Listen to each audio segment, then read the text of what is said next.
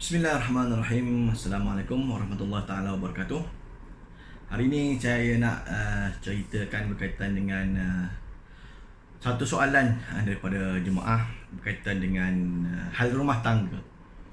Iaitu, Ustaz, wajar ke seorang isteri dan seorang emak marah kepada suami dan anak-anak kalau sekiranya tidak membantu kerja-kerja harian di rumah? Atau harus bersabar tapi sampai bila? Adakah anak-anak yang tengok itu akan menjadi berat tulang satu hari nanti? Baik, beginilah. Rasulullah SAW sebagai role model. Qad kana fi Rasulillahi uswatun hasanah. Sesungguhnya pada diri Nabi itu ada satu contoh ikutan yang baik. Nabi, walaupun Nabi, dia menjadi Rasul, tugasnya adalah menyampaikan dakwah kepada masyarakat Islam yang tidak Islam lagi waktu itu, menjadikan Islam. Nabi juga manusia biasa yang mana menjadi seorang suami kepada isteri-isterinya. Nabi tak pernah berat tulang untuk membantu kerja harian. Jadi wahai para suami, mengapakah kita sebagai suami ini menjadi orang yang berat tulang untuk membantu isteri? Bukan orang lain yang kita bantu tu adalah isteri kita. Kita mudahkan urusan isteri kita. Isteri kita ada anak-anak dia nak jaga. So kita ni kadang-kadang betul lah kan, kadang-kadang lelaki ni ambil tak kisah aja. Ada masa dia tolong, ada masa dia malas lah gitu kan. Tapi sebagai seorang suami yang hidup dalam satu rumah tangga, maka hendaklah kita membantu para isteri. Dan isteri pula mesti bercakap dengan hikmah. Bercakap dengan hikmah kepada para suami. Dah tahu kalau suami tu malas, tak boleh suami ni main teking-teking aja. Abang itu, abang ini, apa semua tak boleh kan. Sebab orang lelaki tu dia ada ego dia kan. Dia ada satu perasaan yang suami tahulah kan. Yang suami mesti tahunya. Satu perasaan dalam diri ni tak boleh diarah-arah sangat. Setahun dua kahwin boleh lah kan. Cuba 10 tahun tengok kan. Cuba 20 tahun kan. Ar-rijalu qawwamuna 'alan nisa. Oh, dah pakai dalil habis lah kan. Lelaki itu berkuasa atas bini. Bini arah apa pun tak boleh kan. Ini namanya rumah tangga kan. Suami isteri ni ibarat satu pasangan. Kita dalam satu organisasi. Kita nak bangun kat organisasi itu supaya berkembang baik. Jadi tak boleh harapkan isteri saja, tak boleh harapkan suami saja. Mesti dua-dua kena jalan. Tapi dalam masa kita berjalan bersama, kadang-kadang suami ni melencong tempat lain kan. Jadi macam mana kita nak dapat balik titik persamaan? Isteri pun sama, kadang-kadang bila kita jalan ibarat gitu, isteri pun dia terpesong sikit, suami tegur, elok balik laluannya. Begitulah. Sebab kita hidup rumah tangga bukannya kejap, lama dah, lama. Kita kahwin pun kalau boleh nak sampai hujung nyawa. Jadi sudah pasti kadang-kadang bila kita jalan bersama seiring tu, terkona sikit, terkeluar sikit daripada landasan ke apa semua, kita mesti berhikmah dalam berbicara. Isteri, power dia pada suara kan, power kan. Walaupun kedekat lebih pada suami, tapi isteri dia ada lebih power dalam berkata-kata. Dia cakap tu, dia punya 1000 perkataan itu lebih lagi isteri. Tu kelebihan isteri pula kan, dia pun cakap banyak. Jadi bila cakap banyak, kadang-kadang suami ni dia pening, dia tak nak dengar cakap banyak ke apa semua. Yalah, pening itu macam-macam kan. So tidak marah aja apa semua. Tension. Kerja kena marah, balik rumah bini bebel pula.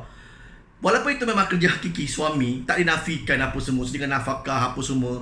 Isteri ni ibarat duduk atas katil aja.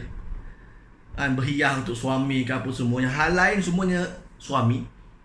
Kalau boleh ada maid lagi, pembantu lagi suami sediakan di rumah ke apa semua. Kena punya lah nak bagi tahu bahawa itu ada tanggungjawab suami tu. Tetapi isteri sayang suami. Isteri sayang suami, faham pasal rumah tangga, sama-sama bantu.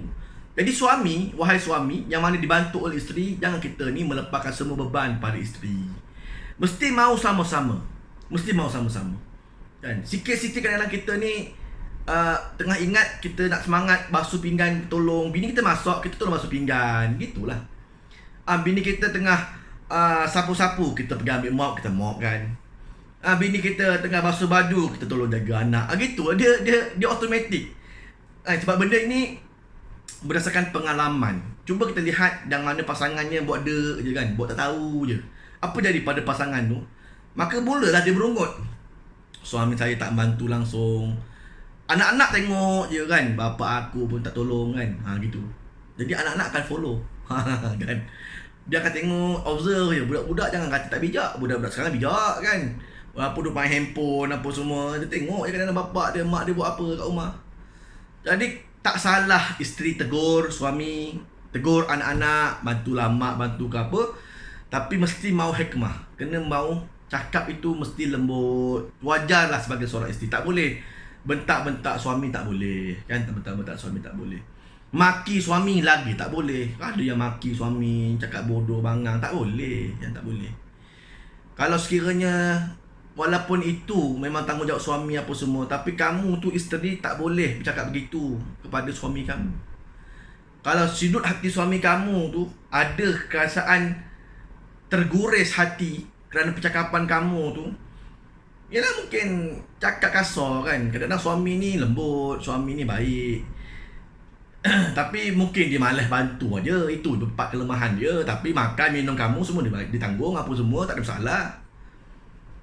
Tapi satu part adalah cuba kalau kita cakap elok-elok kan, tak ada menggores hati suami, InsyaAllah suami boleh tolong. Suami boleh tolong kan. Daripada kita marah-marah langsung tak tolong. Bang, ni ayang basuh nak basuh baju ni, boleh abang tolong tengokkan anak-anak? Kan. Macam bercinta lah. Oh, dulu masa cinta bukan main kan. Cakap slow je kan. Bijak semut tak mati. Tapi bila kahwin, suami duk kena marah je kan. Kan gitu. Dia memang gitulah kan. Masa cinta tu, kan. Memang indah belaka. Tapi bila dah kahwin, dia mula keluar dia punya aura kan. Sebagai seorang ibu, aura sebagai seorang bapa, dia dah mula dah kan. Jadi kita nak terapkan rasa cinta tu supaya kekal kan, kekal sampailah kita hujung nyawa pun cakap lembut dengan suami kan. Saya cakap lembut dah ustaz, tak jalan juga kan. Lembut macam mana kan, lembut tu macam mana. Jadi kalau suami ni, saya pun seorang suami, saya tahu kan, apabila kita ni dapat dengar isteri kita membebel, marah-marah anak, kita sekali kena marah. Kan, gitu. Dia gitulah, biasalah orang perempuan. Kan. Jadi orang perempuan kena pandai ambil hati suami dia. Kan. Abang boleh tak minta tolong tengokkan anak-anak. Memang itulah. Laki tu dia kena macam diketuk jalan. Dia gitu lah. Dia memang gitu. Orang tidak buat dia kan, tengok TV ke kan, misal rokok kat luar apa semua. Jadi kena maklumkan.